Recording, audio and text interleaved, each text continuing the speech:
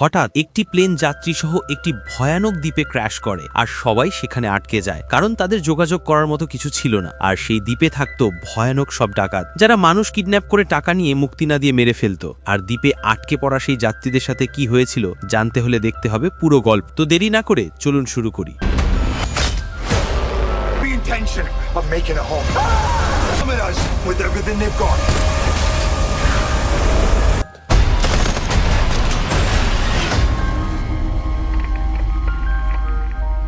গল্পের শুরুতে আমরা একটি এয়ারপোর্ট দেখি। সেখানে আমরা ব্র্যাড নামে এক পাইলটকে দেখি, যে তাড়াহুড়ো করে বিমানের দিকে যাচ্ছিল এবং একই সময় ভিডিও কলে তার মেয়ের সঙ্গে কথা বলছিল। তার মেয়ে বলে, আজ সকালে আমি নিউজে দেখেছি তুমি যেদিকে যাচ্ছ ওখানকার আবহাওয়া খুবই খারাপ, অনেক ফ্লাইট বাতিল হয়ে গেছে, তোমারও ফ্লাইট ক্যান্সেল করে বাড়ি ফিরে আসা উচিত। কিন্তু ব্র্যাড হেসে বলে, আমি আগেও অনেকবার এমন খারাপ আবহাওয়ায় নিরাপদে প্লেন চালিয়েছি, তাই তুমি চিন্তা করো না, আমি ঠিক ফিরে আসব। এটা শুনে তার মেয়ে খুশি হয়ে কল কেটে দেয়। এরপর ব্র্যাড বিমানের ককপিটে গিয়ে তার কো পাইলটের সঙ্গে দেখা করে। কো পাইলট একটু নার্ভাস ছিল, কারণ আজ সে প্রথমবারের মতো ফ্লাইট উড়াতে চলেছে। তখনই এক এয়ার হোস্টেস এসে ব্র্যাডকে বাইরে রাখে। বাইরে এক পুলিশ অফিসার দাঁড়িয়েছিল। সে ব্র্যাডকে জানায়, ইমার্জেন্সি কারণে তোমাকে একজন খুনি বন্দীকে তোমার বিমানে করে নিয়ে যেতে হবে। তার নাম টনি। সে খুবই শক্তিশালী ও বিপজ্জনক একজন মানুষ। তার বিরুদ্ধে খুনের মামলা আছে। এখন তাকে এই প্লেনে করে অন্য দেশে নিয়ে যাওয়া হবে, যেখানে তাকে আজীবন কারাদণ্ড ভোগ করতে হবে। অফিসার বলে, আমরা এই দায়িত্ব তোমাকে দিচ্ছি, কারণ তুমি একজন অভিজ্ঞ ও বুদ্ধিমান পাইলট। ব্র্যাড রাজি হয়ে যায়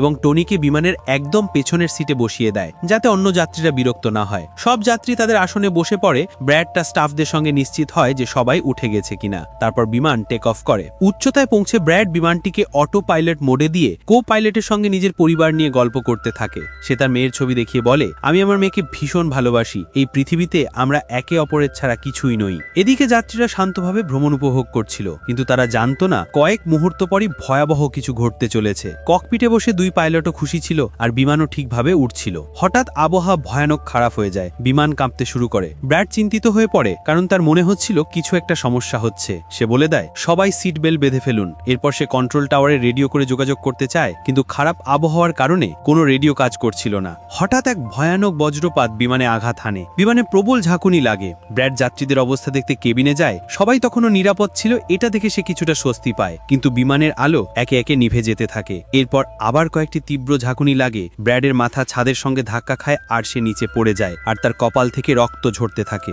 এই পরিস্থিতিতে যাত্রীরা আতঙ্কে চিৎকার করতে শুরু করে। ব্র্যাড দ্রুত উঠে তার কেবিনে ফিরে আসে এবং কো পাইলটের সঙ্গে মিলে বিমানটিকে নিয়ন্ত্রণে আনার চেষ্টা করে। কিন্তু তীব্র ঝড়ের কারণে তাদের সামনে কিছুই দেখা যাচ্ছিল না। ব্র্যাড বলে, আমাদের প্লেন নিচে নামাতে হবে, কারণ আর একটা ঝাঁকুনি লাগলে পুরো প্লেন ধ্বংস হয়ে যাবে। তারা সাথে সাথে বিমানের উচ্চতা কমাতে থাকে। বিমান দ্রুত নিচের দিকে নামতে শুরু করে। ভেতরে যাত্রীরা আতঙ্কে কাঁপছিল।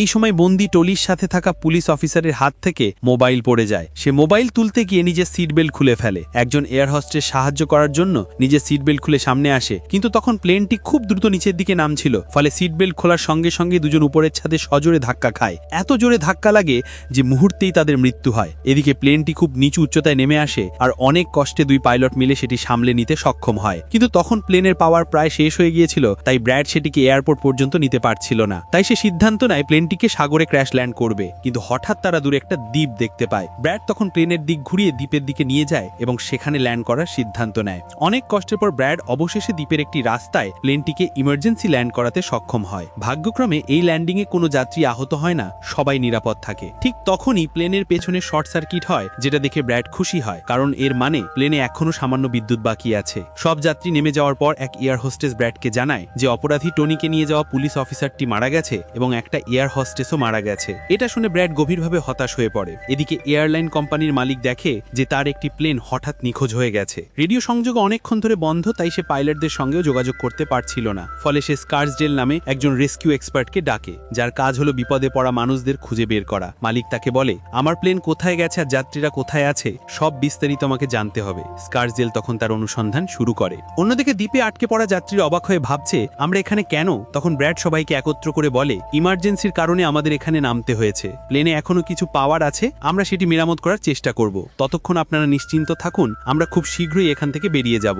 এরপর ব্র্যাড প্লেনের কাছে গিয়ে দেখতে পায় পাওয়ার খুব কম আছে, তাই সাহায্যের জন্য অপেক্ষা ছাড়া উপায় নেই। তারা মানচিত্র খুলে দেখে নিজেদের অবস্থান বুঝতে চেষ্টা করে। কো পাইলট বলে, আমরা এক প্রাইভেট আইল্যান্ডে আটকে গেছি, এই জায়গাটা খুব বিপজ্জনক। এখানে এমন লোকেরা থাকে যারা কোনো সরকার বা আইনের কথা মানে না। তারা যদি আমাদের ধরে ফেলে তাহলে আমাদের জীবন হুমকির মুখে পড়বে, আর সরকারও আমাদের বাঁচাতে পারবে না। এটা শুনে ব্রাইট বলে, তাহলে আমাদের যে কোনোভাবে রেস্কিউ টিমকে এখানে আনতে হবে। সে এবং কো পাইলট রেডিও ঠিক করার চেষ্টা করে, কিন্তু বজ্রপাতের কারণে রেডিও সম্পূর্ণ নষ্ট হয়ে গেছে। ব্রাইট সবাইকে এসে জানায়, রেডিও কাজ করছে না, কিন্তু চিন্তা করবেন না, আমি দ্বীপের অন্য পাশে গিয়ে কন্ট্রোল টাওয়ারে যোগাযোগ করার চেষ্টা করব, যাতে তারা রেস্কিউ টিম পাঠাতে পারে।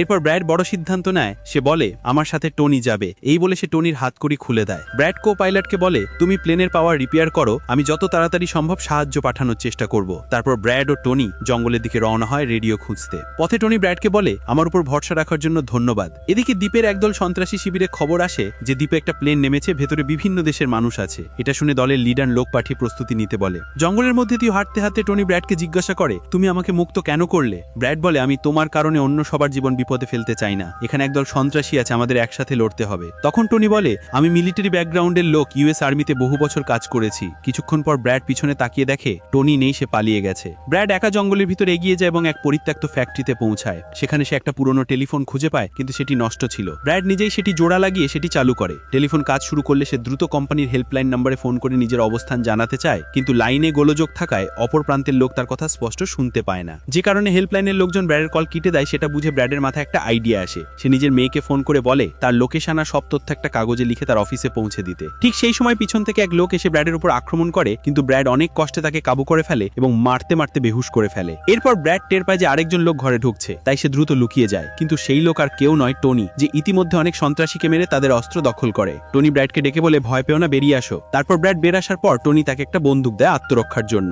এরপর দুজনের কারখানার নিচের ফ্লোরে নামে, যেখানে একটা ক্যামেরা পায়। ক্যামেরার রেকর্ডিং আর পাশে পড়ে থাকা পাসপোর্ট দেখে তারা জানতে পারে এই দ্বীপে থাকা সন্ত্রাসীরা মানুষ অপহরণ করে, তাদের পরিবারের কাছ থেকে মোটা অঙ্কের মুক্তিপণ আদায় করে, আর টাকা পেয়েও গেলে তারা সেই বন্দীদের মেরে ফেলে। এটা দেখে ব্র্যাড বুঝতে পারে তাদের বিমানের যাত্রীরাও বিপদে আছে। তারপর দুজন বাইরে বেরিয়ে আসে এবং সামনে একটা গাড়ি দেখতে পায়। সেটি সেই সন্ত্রাসী যাকে কিছুক্ষণ আগে ব্র্যাড মেরেছিল। তারা গাড়িতে উঠে যাত্রীদের দিকে রওনা দেয়। ওদিকে সব যাত্রীরা বসে ব্র্যাডের অপেক্ষা করছিল। সবাই ভাবে সে সাহায্য নিয়ে ফিরে আসবে, কিন্তু তারা দূর থেকে একটা গাড়ির শব্দ শুনতে পায়। তার আনন্দে ভেবে ফেলে যে ব্র্যাড রেস্কিউ টিম নিয়ে এসেছে, কিন্তু ওরা আসলে রেস্কিউ টিম নয়, সেই দ্বীপের সন্ত্রাসী দল। তারা গুলি ছুড়ে যাত্রীদের আতঙ্কিত করে তোলে। গুলির আওয়াজ ব্রেড আর টনিও শুনতে পায়, তাই তারা দ্রুত গাড়ির গতি বাড়িয়ে বিমানের দিকে যেতে শুরু করে। সন্ত্রাসী দলের নেতা এয়ার হোস্টেসের কাছে যাত্রীদের তালিকা চায়। ভয়ে কাঁপতে থাকা এয়ার হোস্টেস তালিকাটা দিয়ে দেয়। তারপর এক গুন্ডা কো পাইলটকে জিজ্ঞেস করে, তোমাদের সিনিয়র পাইলট কোথায়? কো পাইলট জানায় সে জঙ্গলে গেছে, কিন্তু এখনো ফেরেনি। ঠিক তখনই ব্রেড ও টনি পৌঁছে যায়, কিন্তু তারা লুকিয়ে দূর থেকে সবকিছু দেখছিল। এ সময় এক মহিলা পালাতে চেষ্টা করলে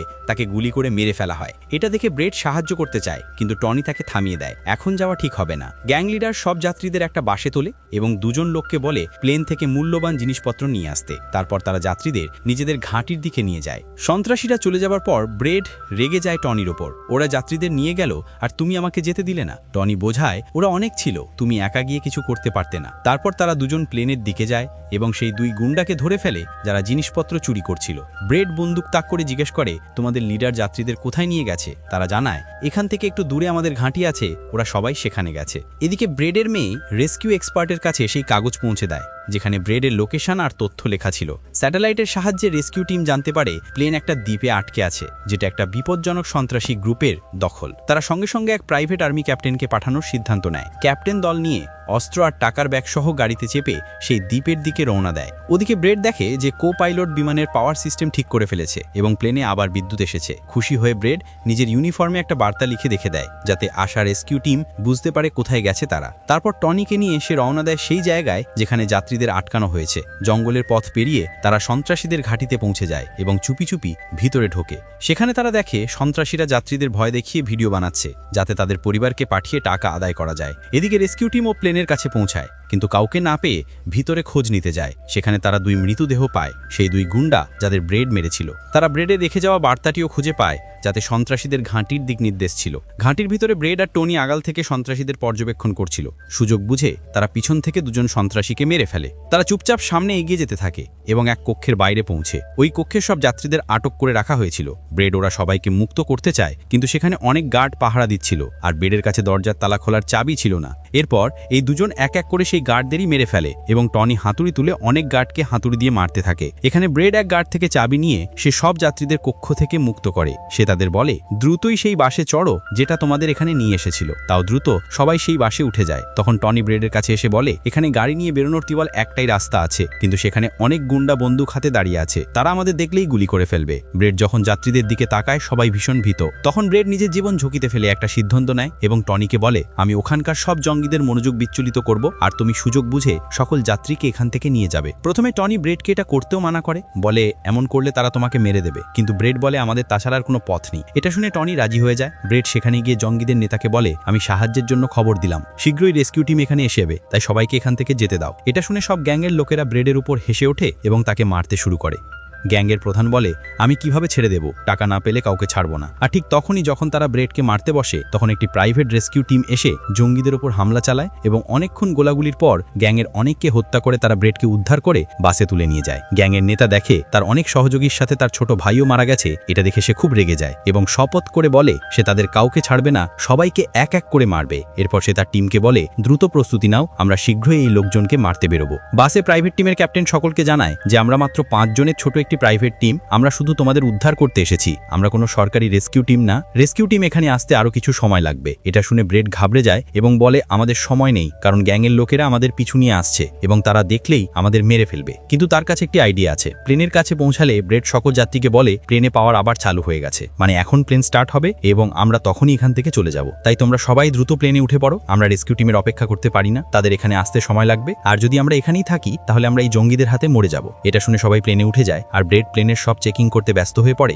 এবং প্রাইভেট টিমের লোকেরা আগত বিপদের জন্য আগে থেকেই প্রস্তুতি হয়ে বসে থাকে। তারপর হঠাৎই সেই সন্ত্রাসীবাদী গ্রুপটি সেখানে এসে আক্রমণ চালায়। তাদের দেখে প্রাইভেট টিমটি পাল্টা প্রতিরোধে নামে এবং দুই দিক থেকে শুরু হয় প্রচন্ড গুলিবর্ষণ। তবে প্রাইভেট টিমের কাছে ছিল অত্যাধুনিক অস্ত্র, যার ফলে তারা বহু সন্ত্রাসীকে মেরে ফেলে। ব্রেড তাড়াতাড়ি প্রাইভেট টিমের লিডারকে জানায়, আমি 5 মিনিটের মধ্যেই প্লেন চালু করব, তোমরা সবাই দ্রুত ভিতরে উঠে পড়ো। এরপর সে টনির কাছে গিয়ে তাকে ধন্যবাদ জানায়, তুমি আমার সবচেয়ে কঠিন সময় পাশে ছিলে। ব্রেড গুলি রাখার থেকে বাঁচতে বাঁচতে প্লেনে উঠে নিজের কেবিনে বসে এবং কো পাইলটের সঙ্গে মিলে প্লেন স্টার্ট করার কাজ শুরু করে। অন্যদিকে টনির গুলি শেষ হয়ে যায়। সে নতুন বুলেট খুঁজতে প্রাইভেট টিমের ব্যাগ খুলে দেখে সেখানে টাকা ভর্তি একটি ব্যাগ আছে, কিন্তু টনি সেই টাকার ব্যাগ না নিয়ে অন্য ব্যাগ থেকে গুলি বের করে আবার যুদ্ধ শুরু করে। এদিকে ব্রেড প্লেনটি ডান দিকে ঘোরাতে থাকে আর প্রাইভেট টিমের সৈন্যরাও একে একে প্লেনে উঠতে শুরু করে। টনি তাদের কভার ফায়ার দিতে থাকে। পাওয়ার ফিরে আসায় এখন রেডিও কাজ করতে শুরু করে। প্লেন কোম্পানির মালিক ব্রেডকে বলে, আমি তোমাকে একটা নিরাপদ জায়গার তথ্য দেবো যেখানে তুমি যেতে পারবে। সবাই প্লেনে উঠে পড়ে, কিন্তু টনি ওঠে না, কারণ সে জানে যদি সে ফিরে যায় পুলিশ আবার তাকে ধরবে। তাই সে টাকা ভর্তি ব্যাগ নিয়ে জঙ্গলের দিকে পালিয়ে যায়। গ্যাং লিডার নিজের সঙ্গীদের মরতে দেখে ক্ষিপ্ত হয়ে যায় এবং রকেট লঞ্চার দিয়ে প্লেন উড়িয়ে দেওয়ার পরিকল্পনা করে, কিন্তু ঠিক সময় টনি সেটা দেখতে পায়